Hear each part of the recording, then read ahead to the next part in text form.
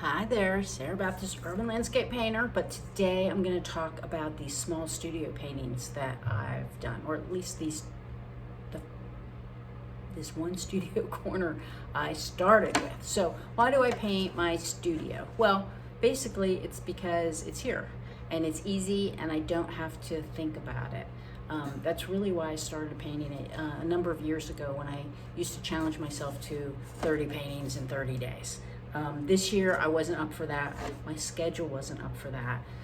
So I really kind of gave myself some grace and said I was going to challenge myself to just painting 5 days a week during the week. And even, I will say, even that was a challenge this year because of some things that cropped up in life and kind of got in the way, and that's okay.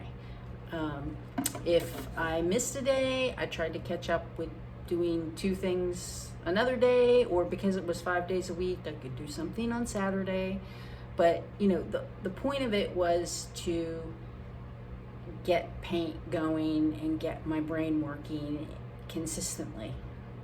So, and the wonderful thing about doing these studio things is it's here.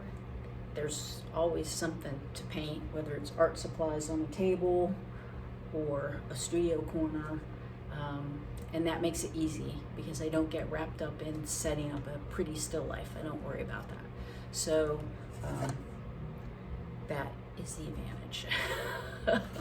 So here, this was the very first painting I did, and at this point I was just doing what I've done in the past, which just paint different aspects of my studio. And so I did this, and then I had I think I had a 5 or 6 day hiatus because there was a interruption in my schedule, and like I said, that was fine. Then I did a couple other paintings, and I was like, okay, well, how am I going to mix this up and make it a little bit more interesting for myself? And that's when I came up with the idea of doing the same paintings but in a limited palette. My regular palette is 6 colors plus white, and I always have to think about it because I just put the colors out, I don't count them. So the limited palette was 3 colors plus white, so a lot more limited. And here is the limited palette painting. Of course, it's going to be a little different. And then I will put them up together. So the one is framed, yes, the other one isn't. But you can see the difference. There's obviously a slight tonal difference because I don't have as many warms on my palette. But really, it is amazing. You might think with a very limited palette that there wouldn't be color, or and there really is. And if you want to know what my palettes were exactly, I'm not going to go into that here, but I have a YouTube channel. Probably just Google Sarah Baptist, it should come up. If you can go check out my blog, sarahbaptistart.com.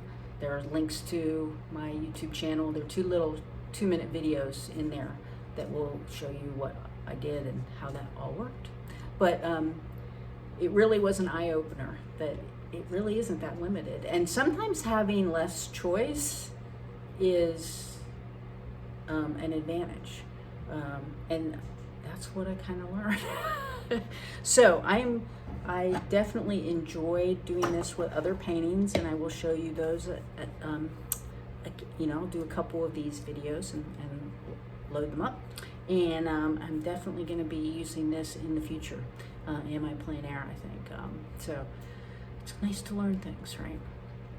So I hope you enjoyed just seeing the difference of those side by side and hearing about why I do these studio studies. And have a wonderful day. Please do check out that blog at sarahbaptistart.com. You'll see all the work I created, and I will be doing more of these about I did some abstracts also.